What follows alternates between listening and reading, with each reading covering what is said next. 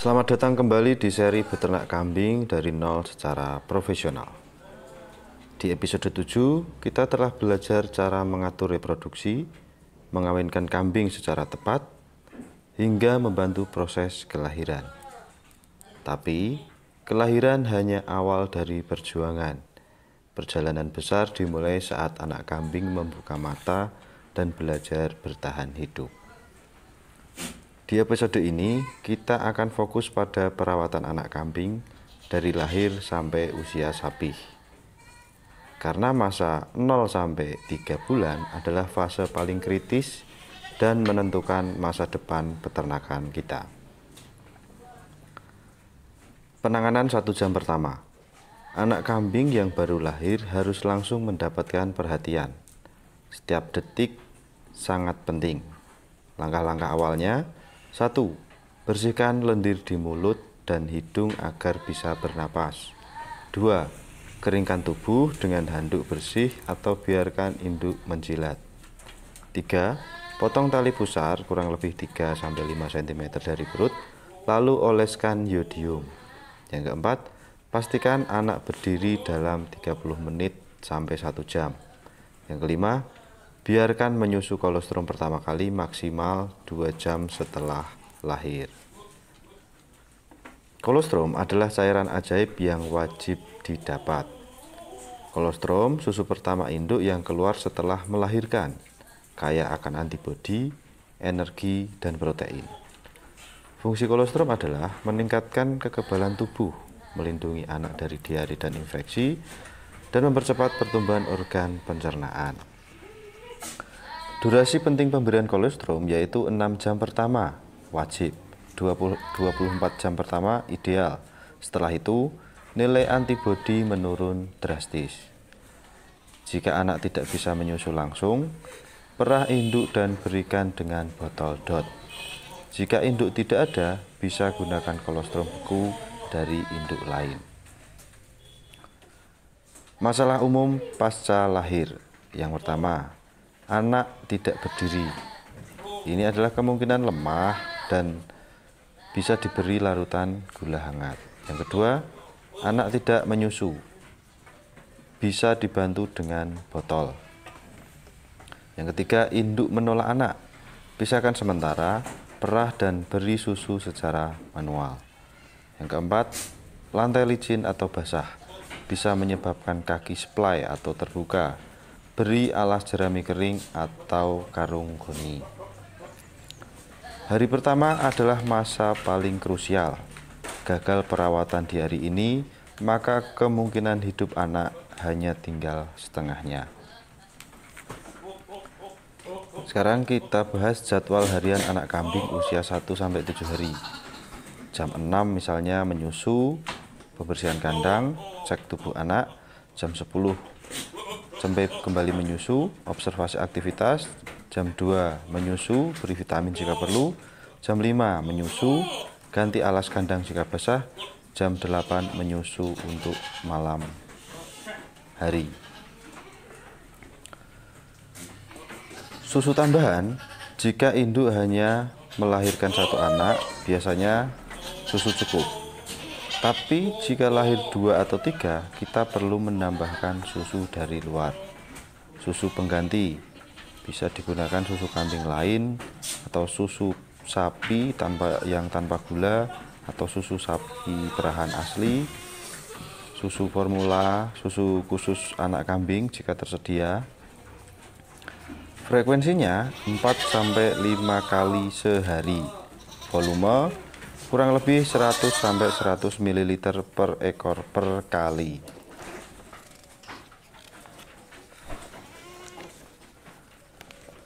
Anak kambing perlu dibantu daya tahan tubuhnya. Hari ke-3-7, beri vitamin A, D, E atau B kompleks. Bisa suntik atau oral. Suplemen Fe dan mineral. Atau jika memungkinkan bisa divaksin. Itu dari Dinas Peternakan. Ciri anak kambing yang sehat.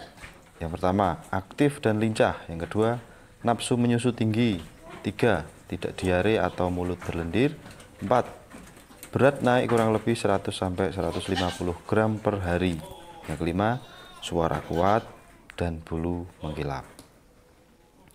Jika anak lemas, mata sayu dan tidak menyusu, segera pisahkan dan obati. Anak kambing bukan hanya harus hidup, tapi harus tumbuh optimal. Karena disinilah kita sedang membentuk bibit masa depan. Anak kambing yang melewati 1 minggu pertama dengan sehat berarti sudah punya pondasi hidup yang kuat, tapi perjuangan belum selesai.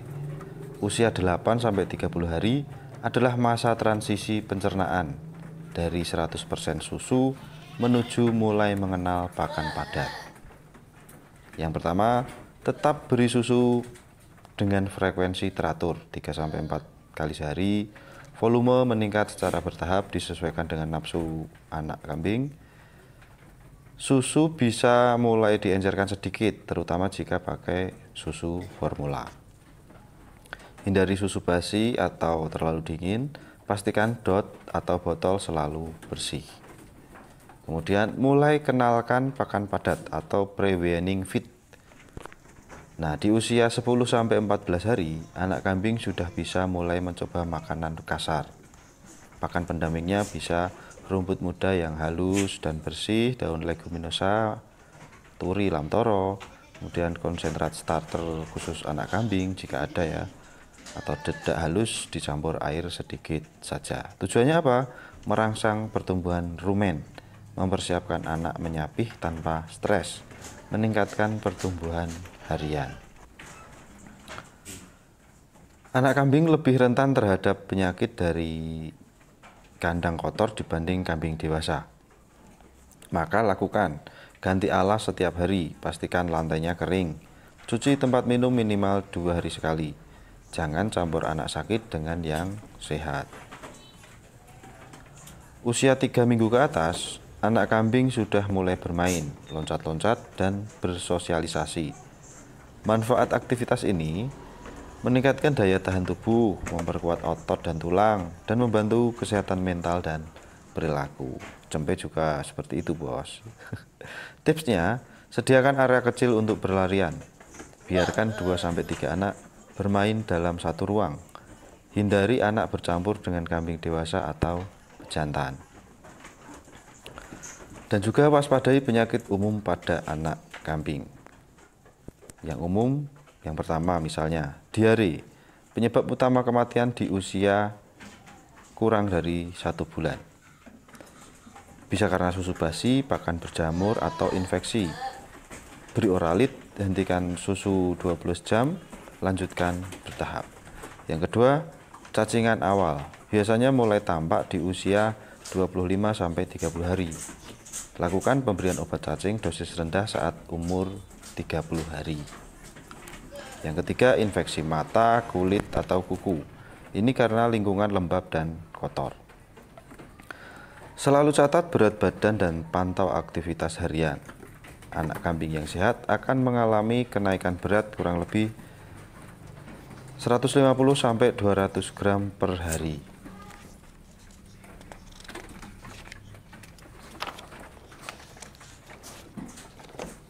Sekarang kita masuk ke proses menyapih yang sehat dan tanpa stres. Umur ideal untuk menyapih itu sangat menentukan masa depan kambing. Usia sapi yang disarankan yaitu 60 hari atau 2 bulan untuk peternakan intensif, atau 90 hari 3 bulan untuk peternak yang mengandalkan induk untuk menyusui penuh. Syarat disapih yaitu sudah makan pakan kasar minimal 30% dari total konsumsi. Berat badan lebih besar dari 10-12 kg.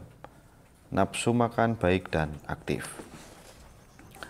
Cara menyapih yang benar. Nah ini, menyapih harus bertahap, tidak mendadak, supaya anak tidak stres dan tidak menurun berat badannya. Langkah-langkahnya, yang pertama, kurangi frekuensi menyusu dari 3 kali ke 2 kali ke 1 kali selama 1 minggu. Yang kedua, tambahkan porsi rumput, daun, dan konsentrat starter. Yang ketiga, Pisahkan induk dan anak secara bertahap. Misalnya di awal 4 jam, lalu 8 jam, lalu full. Nah, seperti itu. Kemudian pantau nafsu makan anak. Fesesnya juga dipantau. Hindari diare pasca sapi. Kemudian pantau juga aktivitas fisiknya. Nah, manajemen anak setelah disapih. Kebutuhan pakannya, rumput muda dan daun hijauan 70%, konsentrat atau dedak 30%. Garam, mineral, dan air bersih itu wajib. Perawatan tambahan bisa obat cacing ulang umur 3 bulan, vitamin bulanan, dan timbang berat badan mingguannya. Anak kambing setelah sapi harus dipisah dari induk dan dikelompokkan berdasarkan jenis kelamin atau tujuan, misalnya untuk bibit atau penggemukan. Setelah anak kambing disapih, inilah momen penting menentukan arah masa depannya. Apakah kambing ini akan dijadikan bibit, induk, dan pejantan, ataukah akan digemukkan untuk dijual dagingnya? Nah, seleksi anak kambing untuk bibit. Ini penting ya. Kriteria bibit jantan. Berat badan minimal lebih dari 12 kg saat umur 3 bulan. Tumbuhnya cepat, tubuh profesional, kaki lurus, dada lebar, alat kelamin normal, tidak ada cacat, tidak pernah sakit berat sejak lahir. Nah, itu penting. Kemudian berasal dari induk produktif. Silsilah induknya juga penting. Kriteria bibit betina. Bentuk badan seragam dan sehat. Ambing mulai terbentuk simetris, tidak cacat pada kaki, punggung, dan mulut. Nafsu makan baik dan aktif. Berasal dari induk yang sering melahirkan anak kembar. Nah, biasanya yang anak bisa lahir kembar atau lebih itu banyak dicari. Anak kambing yang lolos seleksi bibit akan dipelihara lebih lama, dirawat khusus untuk dijadikan indukan generasi berikutnya.